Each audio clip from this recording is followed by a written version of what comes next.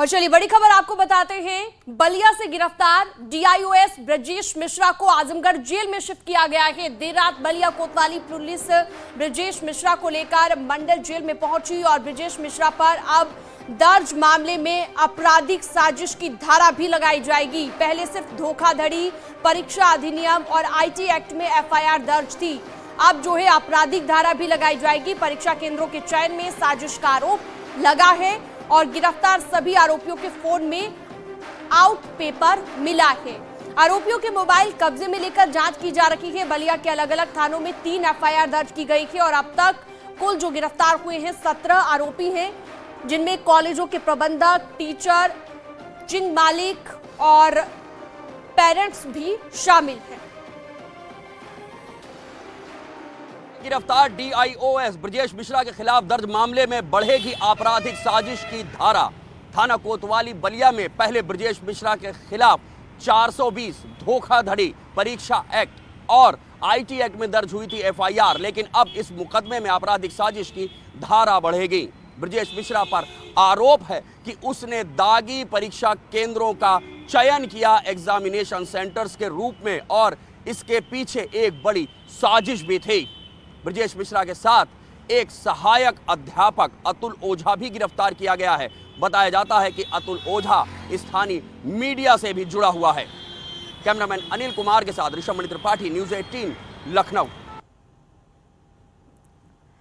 बलिया में अंग्रेजी का पेपर लीक मामले का मुख्य आरोपी डीआईओएस ब्रजेश मिश्रा के पास अकूत संपत्ति का खुलासा हुआ है। प्रयागराज के सबसे पॉश इलाके सिविल लाइन में ब्रजेश मिश्रा का करोड़ों का मकान है। 2006 से 2008 के बीच ब्रजेश मिश्रा प्रयागराज में बीएसए भी रह चुका है।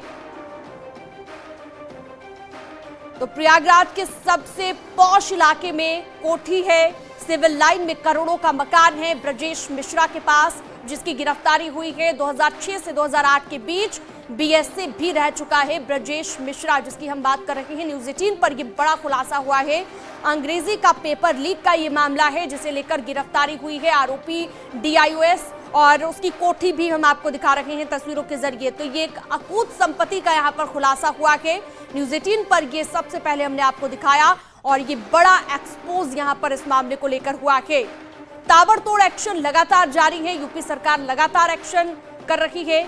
बलिया जहां से इसकी शुरुआत हुई वहां पर भी लगातार एसटीएफ की कार्रवाई जारी है। अलग अलग जगहों पर छापे मारे जा रहे हैं, अलग अलग लोगों से पूछताछ की जा रही है और इस पूरे मामले की तह तक जाने की कोशिश की जा रही है। यूपी बोर्ड पेपर लीक मामले में आरोपी बलिया के डीआईओएस ब्रजेश मिश्रा के पास अकूत संपत्ति है और न्यूज़ 18 उस संपत्ति पर पहुंचा है। सिविल लाइन के पास इलाके में करोड़ों का यहां पर मकान है। आप देख सकते हैं ब्रजेश मिश्रा की छवि यूपी में शिक्षा विभाग के अधिकारियों में, दागी और भ्रष्ट अधिकारियों में होती रही है। 2007 से 9 तक उनकी प्रयागराज में भी बीएसए के पद पर तैनाती थी। इसके बाद उनकी तैनाती प्रतापगढ़, हरदोई, जौनपुर जैसे जिलों में हुई। मौजूदा समय में बलिया के डीआईओएस थे, लेकिन जिस तरह से पेपर लीक मामले में सामने आया है नाम उनका, उसके बाद जो है लगातार सरकार का शिकंजा कस रहा है, क्योंकि ये सरकार जीरो टॉलरेंस वाली सरकार कही जाती है कि करप्शन पर जीरो टॉलरेंस है। ऐसे में इनकी अकूत संपत्तियों की जांच भी अब शुरू हो गई है और ये जो संपत्तियां हैं ये दायरे में आएंगी। ये मूलतः बिहार के रहने वाले हैं। ऐसा बताया जा रहा है कि बिहार में भी एक इनका शॉपिंग मॉल है। तो ये तमाम जहां जहां भी संपत्तियां हैं अब वो एसटीएफ के जांच के दायरे में आ रही हैं। और किस तरह की छवि थी, हमारे साथ वरिष्ठ पत्रकार हैं, उनसे हम बातचीत करेंगे। सबसे पहले आपसे जानना चाहेंगे कि ब्रजेश मिश्रा जी की कैसी छवि थी और किस तरह के अधिकारी शिक्षा विभाग के माने जाते थे? ब्रजेश मिश्रा जी की छवि बहुत अच्छी नहीं थी और बड़े भ्रष्ट अधिकारियों माने जाते थे। जहाँ जहाँ भी उनकी तैनाती रही है हर जगह उनकी कार्यशैली पे और उनके भ्रष्टाचार पे उंगली उठी है। हरदोई से लेके इलाहाबाद और प्रतापगढ़, जौनपुर होते हुए बलिया तक। क्या लगता है आपको, कैसे इनको मलाईदार पदों पे तैनाती मिल जाती थी और बलिया जैसे विभाग में, जिले में उनको डीआईओएस के पद पर नवाजा गया? ये बलिया जाने से पहले सहायक शिक्षा निदेशक यहाँ पे पत्राचार में थे। उसके बाद कुछ शिक्षा विभाग ही नहीं, हर विभागों में होते हैं अधिकारी जो फील्ड में ही जी सकते हैं रह के, वो ऑफिसों में या दूसरे जगह पे। इलाहाबाद से इनकी तैनाती बलिया डीआईओएस पे हुई है। ये बताएं कि क्या कितनी संपत्ति इनकी प्रयागराज में है या और क्या जानकारी है अभी आप लोगों के पास, चूंकि आप लोग लंबे समय से शिक्षा विभाग की रिपोर्टिंग करते रहे, जानते रहे? इनका जो सबसे बड़ा मकान है यहाँ पे सिविल लाइन हनुमान मंदिर के पास है। बाकी तो इनका बिहार में माल है अब इसकी जांच होनी चाहिए कि भाई कितनी प्रॉपर्टियां, कितने प्लाट लखनऊ दिल्ली से लेके कहाँ कितने बंगले और सब है, ये तो जांच में ही खुलासा होगा। लेकिन जो सामने है उसी के बारे में हम लोग कह सकते हैं। तो अभी निश्चित तौर पर प्रयागराज में एक बड़ा यहाँ पर मकान निकला है और ये पॉश इलाके में है। इसके साथ ही साथ एसटीएफ के रडार पर तमाम वो संपत्तियां हैं, किस किस शहर में कहां पर कैसे किस आय से संपत्ति खरीदी गई है, अब इसकी जांच होगी। और निश्चित तौर पर बलिया डीआईओएस जो कि गिरफ्तार भी हो चुके हैं ब्रजेश मिश्रा, उनकी मुश्किलें आने वाले दिनों में बढ़ सकती हैं।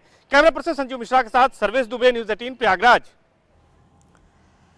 और चलिए अब आपको ग्राफिक्स के जरिए बताते हैं कि पेपर लीक कांड में 10 बड़े एक्शन अब तक क्या लिए गए हैं, ये हम आपको बताने जा रहे हैं। बलिया में एसटीएफ की ताबड़तोड़ छापेमारी लगातार जारी है। बलिया से ही इसकी शुरुआत हुई, जिसके बाद 24 डिस्ट्रिक्ट में इसे बैन किया गया। बलिया में डीआईओएस ब्रजेश मिश्रा की गिरफ्तारी हुई है। ये 10 वो बड़े एक्शन हम आपको बता रहे हैं। डीआईओएस समेत अब तक 17 लोग गिरफ्तार हो चुके हैं। लगातार कार्रवाई की जा रही है। डीआईओएस ब्रजेश मिश्रा को सस्पेंड भी किया गया है। तो ये वो बड़े एक्शन जो अब तक लिए गए हैं। इस मामले में डीआईओएस ब्रजेश मिश्रा को आजमगढ़ जेल भी भेज दिया गया है। इसके साथ ही अधिकारियों की मोबाइल डिटेल खंगाले जा रही है। एसटीएफ की ओर से लगातार छापेमारी की जा रही है। बलिया में पुलिस ने 3 एफआईआर भी दर्ज कर ली हैं। तो ये वो बड़े एक्शन जो अब तक इस मामले में लिए हैं। यूपी सरकार लगातार गंभीरता से इस मामले को ले रही है। डीआईओएस ब्रजेश मिश्रा पर दर्ज मामले में अभी धाराएं भी बढ़ेंगी, आपराधिक धाराएं भी लगाई जाएंगी, आपराधिक साजिश की धारा भी लगाई जाएगी। और एनएसए की बात भी यहाँ पर निकलकर सामने आ रही थी कि वो भी जो है इन लोगों पर लगेगी। 24 जिलों के डीएम से भी रिपोर्ट मांगी गई है, क्योंकि 24 वो डिस्ट्रिक्ट रहे जिनमें बैन किया गया, जिनमें जो है पेपर ये रद्द किया गया और उसके बाद अब दोबारा वहां पेपर होगा। 24 जिलों के डीएम से रिपोर्ट भी मांगी गई है। हमारे सहयोगी बलिया जहां से पेपर लीक हुआ वहीं से लाइव जुड़ गए हैं। एसटीएफ का ताबड़तोड़ एक्शन यहां पर लगातार जारी है। उपेंद्र द्विवेदी हमारे साथ लाइव है। उपेंद्र, बलिया से ही इसकी शुरुआत हुई, पेपर लीक हुआ, जिसके बाद अब हर जगह पर एक्शन हम देख रहे हैं। अभी फिलहाल बलिया में क्या हलचल है, किस तरह की अपडेट्स मिल रही हैं? देखिए, सबसे पहली अब इस वक्त की अपडेट बता दूं कि मैं इस वक्त रसड़ा कोतवाली के पास हूं, जहां से कुछ देर पहले अभी यहां पर एसटीएफ ने कुछ लोगों को उठाया है। इस मामले में बताया जा रहा है वो भी स्कूल प्रबंधक थे या उनका भी सेंटर चयन में एक भूमिका थी। तो यानी कि जो 120 भी डीआईओएस ब्रजेश मिश्रा पर धारा 120 भी बढ़ाई जाएगी, ये मैं खबर बता रहा हूँ। और न केवल डीआईओएस पर 120 बढ़ेगी बल्कि उस 120 भी यानी आपराधिक षड्यंत्र की उस धारा में तमाम लोग शामिल किए जाएंगे।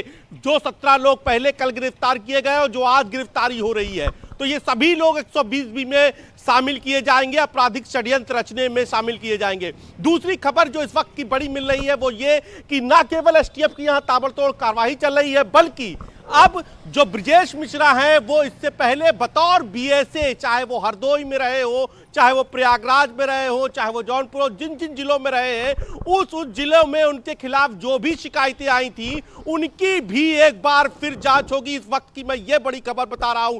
सरकार इस पूरे मामले में बेहद संजीदा है और खुद मुख्यमंत्री योगी आदित्यनाथ ने इस मामले को गंभीरता से लेते हुए सख्त कार्रवाई के आदेश दिए, जिसके बाद जो भी ट्रांसफर पोस्टिंग को लेकर, क्योंकि ब्रजेश मिश्रा के बारे में बताया जाता है कि वो जिस भी जिले में बीएसए के पद पर तैनात रहे वहां पर ट्रांसफर पोस्टिंग की भी बड़ी शिकायतें मिली है। ट्रांसफर पोस्टिंग में भी बड़े खेल का जो है अंदेशा जताया जा रहा है। जी, तो यानी कि अब उनका रिकॉर्ड जो है पहले से ही संतोषजनक क्लियर नहीं था ब्रजेश मिश्रा का, और अब ये बातें निकलकर सामने आई। आपका बहुत शुक्रिया उपेंद्र इस तमाम जानकारी के लिए।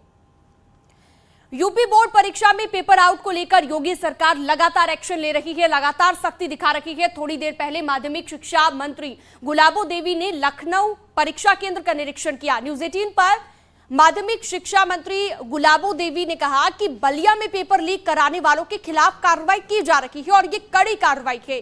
बलिया में पेपर लीक मामले की एसटीएफ से जांच करवाई जा रही है। विगत सरकारों में ठेके पर नकल कराई जाती थी, नकल विहीन परीक्षा कराने के लिए ही पुख्ता इंतजाम किए गए हैं और परीक्षा कक्षों में सीसीटीवी कैमरे लगाकर लखनऊ से निगरानी अब की जा रही है। कोई गड़बड़ी पकड़े जाने पर तत्काल कार्रवाई की जा रही है। ये तमाम बातें गुलाबो देवी ने कही है। यूपी बोर्ड परीक्षाओं का निरीक्षण करने खुद इस वक्त हमारे साथ माध्यमिक शिक्षा मंत्री गुलाबो देवी जी मौजूद हैं। मैडम, आपने अभी निरीक्षण किया है, क्या रहा? नहीं, हमारा कार्य संतोषजनक चल रहा है। अभी आपके सामने हमने निरीक्षण किया, सब बच्चे पेपर दे रहे हैं और सारी व्यवस्थाएं बहुत ही अच्छी हैं। मैम, जो बलिया में पेपर लीक हुआ, अब तक उस मामले में क्या कार्रवाई हुई और क्या रहा? उसमें आप देख रहे हैं, सारे समाचार पत्रों में है, सब जगह है कि वहाँ के GIOs के लिए गिरफ्तार कर लिया गया, निलंबित कर दिया गया है और उनके खिलाफ उनके साथ में और 12 लोगों को लिए भी गिरफ्तार किया गया है। कार्रवाई चल रही है और STF की जांच जो है बिठा दी गई है। मैम, इस तरह की घटना दोबारा ना हो, क्योंकि बोर्ड परीक्षा में नकल के कई मामले पहले भी आते रहे हैं और इस बार पहली बार इस तरह का केस हुआ, तो इसको लेकर क्या कदम उठाए जा रहे हैं? मैं आपके संज्ञान में डालना चाह रही हूँ कि विगत सरकारों में नकल ठेके पर होती थी। हमारी इतनी दुरुस्त व्यवस्था है कि किसी ने कल्पना भी नहीं की होगी कि हर कमरे में CC कैमरे होंगे और उसके माध्यम से हमारे यहाँ पर लखनऊ में जो मुख्य केंद्र बना हुआ है उसमें पूरे प्रदेश की स्थिति का अवलोकन किया जाता है।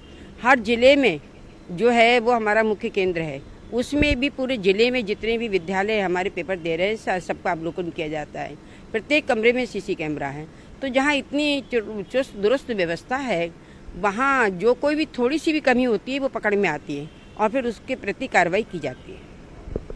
जैसा कि आपने सुना, ये थी माध्यमिक शिक्षा मंत्री गुलाबो देवी, जिनका साफ कहना है कि उत्तर प्रदेश में बेहद चुस्त दुरुस्त व्यवस्था के अंतर्गत बोर्ड परीक्षाओं का संचालन कराया जा रहा है और उन्होंने खुद नेशनल इंटर कॉलेज में पहुंचकर इन परीक्षाओं का निरीक्षण किया है और आगे भी अगर कोई इस तरह की हरकत करेगा, पेपर लीक आउट करेगा या इस तरह की गतिविधियों में संलिप्त रहेगा तो निश्चित तौर पर उसके खिलाफ कड़ी से कड़ी कार्रवाई की जाएगी। कैमरामैन मनोज शाही के साथ राजीव प्रताप सिंह, न्यूज़ 18 लखनऊ। और चलिए बड़ी खबर आपको बता देते हैं, मुख्तार के बेटों पर एक्शन की तैयारी की जा रही है। मनी लॉन्ड्रिंग मामले में एक्शन की तैयारी में है ईडी और अब पूछताछ के लिए ईडी नोटिस भी भेजेगा। संपत्तियों के बारे में यहां पर पूछताछ की जाएगी ईडी की ओर से और पुलिस ने 2021 में यह FIR दर्ज की थी।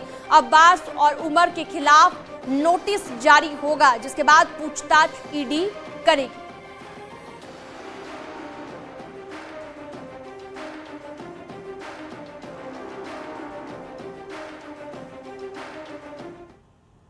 और यहां एक छोटे से ब्रेक के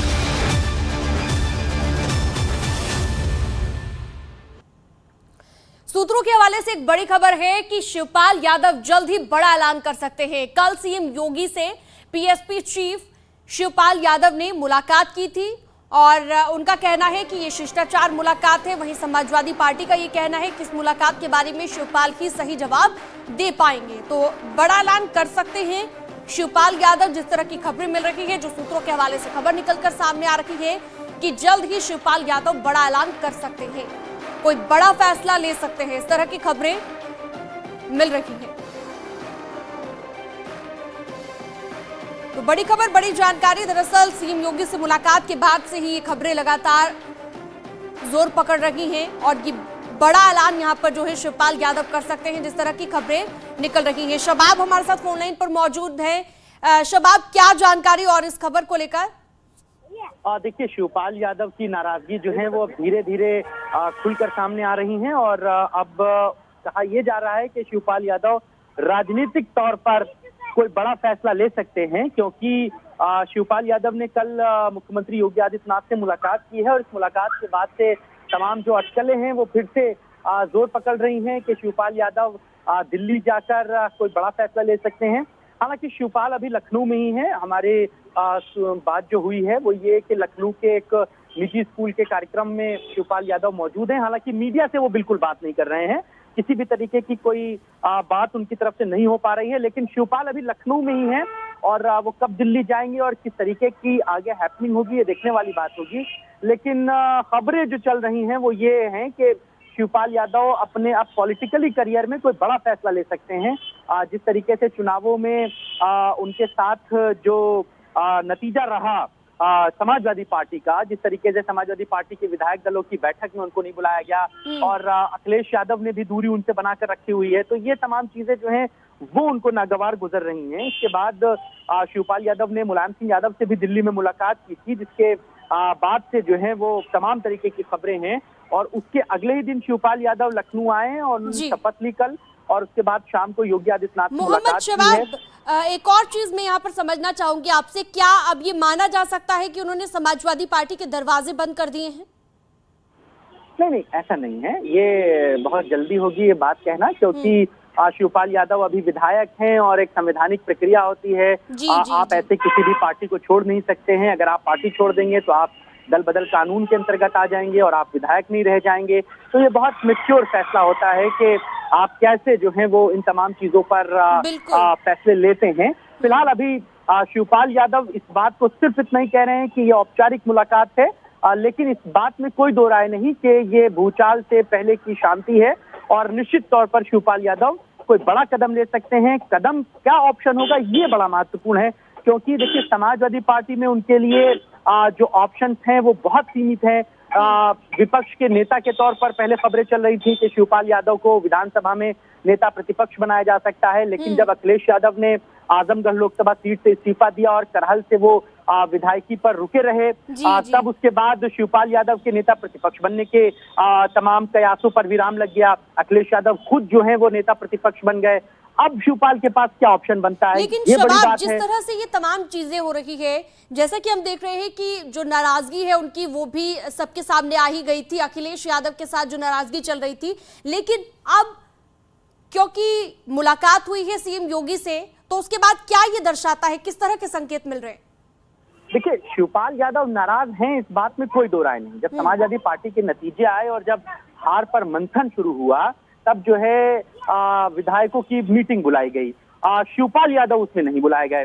शिवपाल यादव से न्यूज़ 18 ने ही सबसे पहले बात की। हमने जब उनसे बात की कि आपको नहीं बुलाया गया, तो उन्होंने इस बात पर बड़ी नाराजगी जताई। उन्होंने कहा कि पिछले 2 दिनों से मैं लखनऊ में ही मौजूद था, मैंने अपने सारे कार्यक्रम रद्द कर दिए। मैं चाहता था कि विधायकों के साथ मीटिंग हो, मंत्रणा हो और जो नतीजे आए हैं उस पर हम लोग विचार विमर्श करें, लेकिन शिवपाल को नहीं बुलाया गया। इस बात से शिवपाल बेहद नाराज रहे। हालांकि जब हमने समाजवादी पार्टी से इस बाबत बात की, नरेश उत्तम पटेल ने प्रेस कॉन्फ्रेंस की, उन्होंने क्लियर किया कि असल में जो मीटिंग थी वो सिर्फ समाजवादी पार्टी के विधायकों की थी और शिवपाल यादव गठबंधन में शामिल हैं, तो इसलिए उनको नहीं बुलाया गया। क्लेरिफाई समाजवादी पार्टी की तरफ से इस बात को ऐसे किया गया, लेकिन ये बात समझना होगा कि शिवपाल यादव शबाब, इस तरह की भी खबरें मिल रही है, क्या आज वो दिल्ली आ सकते हैं? और देखिए, अभी कयास हैं कि वो दिल्ली जा सकते हैं और किसी बड़े व्यक्ति से मुलाकात कर सकते हैं। अब वो मुलाकात किससे होगी ये अभी खबरें हैं। हालांकि शिवपाल यादव अभी लखनऊ में ही हैं। लखनऊ के एक स्कूल में अर्जुनगंज एक जगह लगती है जहां पर वो मौजूद हैं, लेकिन वो मीडिया से किसी तरीके की कोई बात नहीं कर रहे हैं। खबरों की माने तो आज से कल तक के बीच में शिवपाल यादव दिल्ली जा सकते हैं। अब कब पहुंचेंगे तो इसके लिए थोड़ा सा इंतजार करना। ठीक है, बहुत बहुत शुक्रिया आपका मोहम्मद शबाब इस तमाम जानकारी के लिए। और यहाँ एक छोटे से ब्रेक के लिए रुक रहे हैं, कहीं मत जाइएगा।